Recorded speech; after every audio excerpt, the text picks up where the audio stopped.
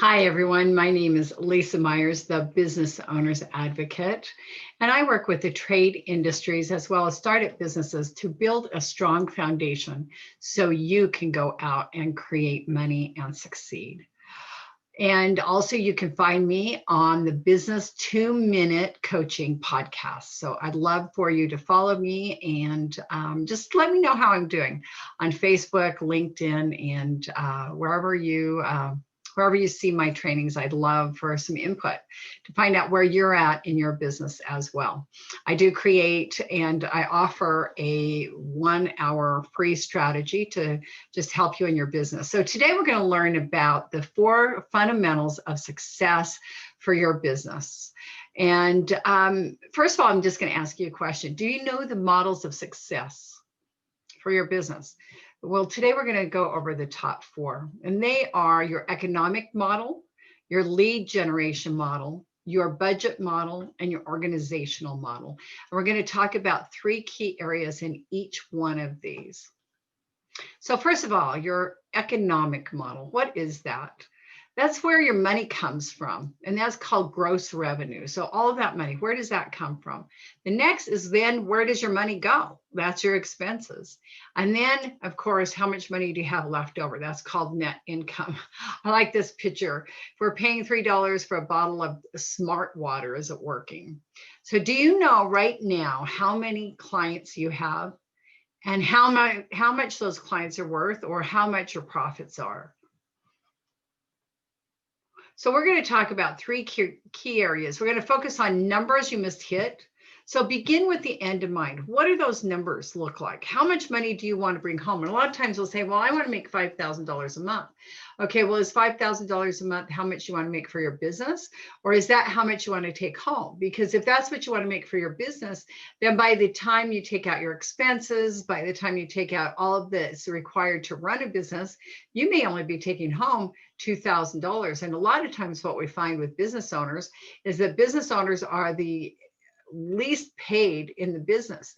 Most people think, oh, they're the business owner. They make all this money. I'm making all this money for them. They don't realize all the expenses and time and effort that goes into running a business. So also you're going to be focusing on how many appointments or how many numbers of calls. So first of all, how many numbers of calls do you need to make to create the appointments? And then how many of those appointments to create the number of sales that you need so that you can create the income that you're wanting in your business? And then also that conversion rate. Again, the more you master any kind of scripts or dialogues that you have, the better the conversion rate. So again, how many calls do you need to make to create the number of appointments that you need so that you can make the sales that you need, so that you can create that income? And you want to know that not only if you're the one making the sales, but also if you've got a sales team. You want to know those numbers. So that's called your economic model. So again, now your lead generation model.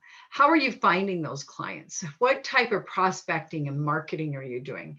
What kind of database or CRM, it's a client retention management system, do you have? Or do you have one at all? Are you systematic in your marketing? Are you doing it by yourself, or do you have autoresponders in your and then in the prospecting, there's proactive and direct, right? And in marketing, there's also proactive and indirect, and we're going to touch on those. So we're going to touch on, again, the proactive and direct, proactive and indirect, and we'll also touch on the database. In essence, if you've got a database, that's great, but if you're never feeding it with people that you've met and haven't met, do you have that drawer of 1,000 cards that you've never utilized, that you go and you collect everybody's cards and then you put them in a drawer and you don't do anything with them? Or do you have a system of connecting and engaging those prospects so that eventually you can create clients? So let's talk a little bit about prospecting, the proactive and direct. So telemarketing, where you're calling. You might be the one calling. You might hire a company to do the calling. And then also face-to-face. And then we have virtual. So we have the digital, we have, where we're meeting, where we used to meet for coffee and networking. Allied resources. And a lot of this I had the pleasure of going to a class and learning about Gary Keller. He was one of the founding members of Keller Williams, and he wrote a book on these systems. It was incredible. And so you might check him out. It was, I believe I don't have the name of it right in front of me, but it was like the millionaires of real estate. So check this out, because it really is incredible. Anyway, he talked about allied resources, or those are the referrals in your networking. Association and chambers. I belong to the South Jordan Chamber of Commerce here in South Jordan, Utah, as well as the chair on their ambassador team. And so that's great networking. I've got other networking, TLC, Tender Loyal Connections. There's a lot of different types of networking groups that you can belong to. You can find them on Meetup. You can find them on Facebook. So look at all those different places that you can meet people. Social functions and community events, volunteering, teaching and speaking, volunteer to teach or to speak at a function. And then also booths at events, look at different events, but also that's going to require that you know who you're looking for, right? So it would not do me good to go into like a leadership convention, and that if there weren't a lot of startups or those that are looking at starting a business. That's my niche, is those that are wanting to get a business, so we can create that strong foundation. But those that have been in business for 5+ years may not necessarily be my ideal client, as we call it. So what about marketing, proactive and indirect? Advertising. There's a lot of different ways of advertising, digital advertising, as well as even paper advertising still. In Utah, in the Salt Lake Valley, we have what's called the journals. People advertise that. You still get, what we call junk mail. However, it depends. Sometimes I look on there. If I'm getting ready to do some shopping, I might look and see if there's some deals. Promotional items. I've got a gal that does promotional items, and she made me a nice jacket that's got my logo. It looks wonderful. It's 801promotional.com. And then the internet, your website, your social media, your digital right now is huge. How are you doing with that? Direct mail, postcards, newsletters. There's a company called send out cards. How often do you get a card in the mail that just saying hi? There's a whole business around just sending out nice greeting cards for birthdays and so forth. Special events. Are you holding special events? Customer appreciation events. Broadcasting, on whether it's voice or email. You can do radio spots as well. Podcasts. I just started my new podcast, which is Business 2-Minute Coaching. I'd love for you to subscribe and just listen. It's a very quick 2 minutes. I know we're all in a rush and so forth, but I just share really quick tips and insights. Signs. Do you have a brick and mortar? People put signs on their cars as well, wrap their cars in that for advertising to get clients. News releases, testimonials, having reviews done are huge. And then also sponsorship. Do you sponsor functions or events? That can also help as well. So what about then on your database? What does that look like? Again, feed it if you met or haven't met people. So 5 systems of referrals, right? Those are huge. Referrals are huge. So create a database of your allied resources. Get a list. And then contact them systematically, personal contacts, but on a closer connection, call them. Follow-ups is huge. They always say that money's lost because people don't follow up. So money is gained in your following up. Cultivate the relationship. Provide exceptional customer service. You can't beat that. Once you have that client, you want to keep that client. If you're not cultivating that relationship, and that you're throwing money away. So, develop loyalty in that referrals, and then implement a client appreciation program. So go the extra mile every month. let them know how grateful and thankful you are. The three principles of referrals are educate, ask for help, reward. So educate your clients, then ask them, what they need, what can I help you with, and then reward them when they give you a referral. The next thing is systematically contacting and engaging prospects So do you know who your top 50 spheres of influence are?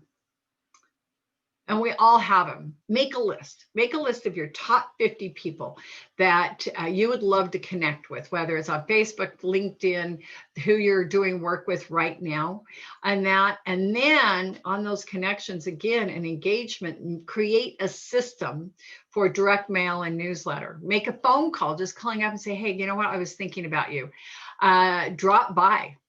Drop by and say, hey, I was in the area. I thought maybe, you could use some popcorn, or, I had one where I would say, I just wanted to pop in and say hi. And I had a little container I got from All a Dollar, and it was a plastic popcorn holder. And I put, some microwave popcorn, a few candies in there, and said, hey, I just want to pop in and say hi. Ask, do lunch or coffee or tea, throw an event. Again, client appreciation is everything. And then again, handwritten notes. Send them a voicemail. Now you can record on your phone and then upload that into a text message. Just say how amazing you are, how incredible. I just wanted to say hi and just let you know what an exceptional person you are. And then remember, consistency and always about caring for the client.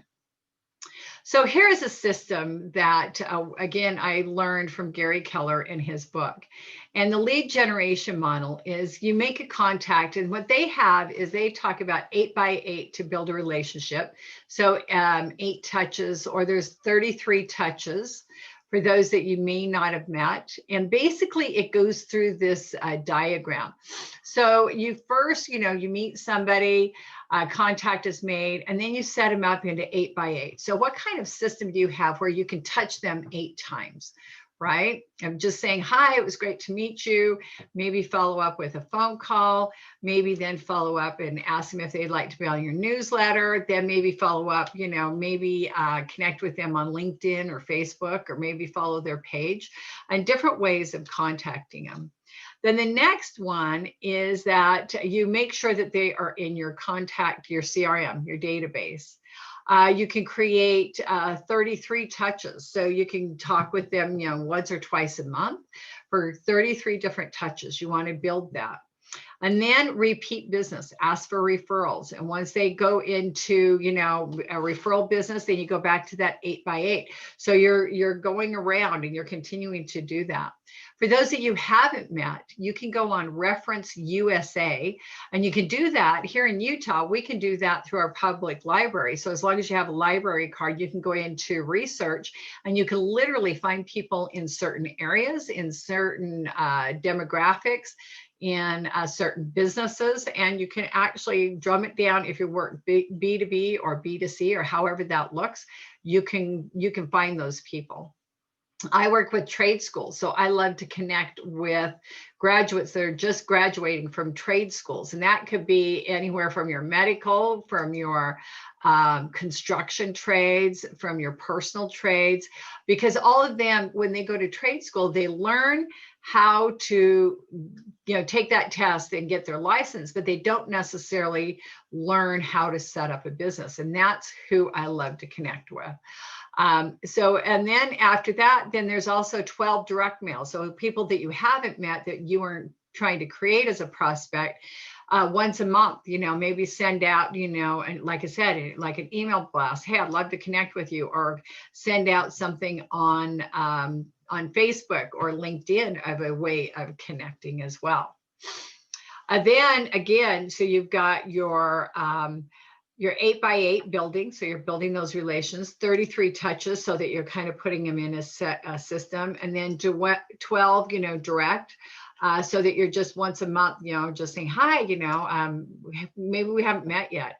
And then again, remember, what you want to do is educate, ask for help, and then reward. Educate, ask for help, and then reward. So create your goals. So what do you want to do? So goal number one is, if you're seeing this, it's still January, hasn't ended yet. Create a list and add them to your CRM. Get all those cards and go through them and see, which ones, because you met them once, there was a reason. And then down the road, maybe goals 3 you could do in March, and then goal 2, I didn't catch that. Set up your 8x8, 33, 12 touches, whatever those look like by March. And then goal number 2 is set up those by March. Goal number 3 is evaluate and make any needed changes that you need to make. So see what's working, what's not working. Look at that sphere of 50. Maybe you need to change that around a little bit. And then in November, then you want to rinse and repeat for the next year, right? Let's look at what those look like and so forth, and continue to create that system. So your budget model, we're going to quickly touch on that.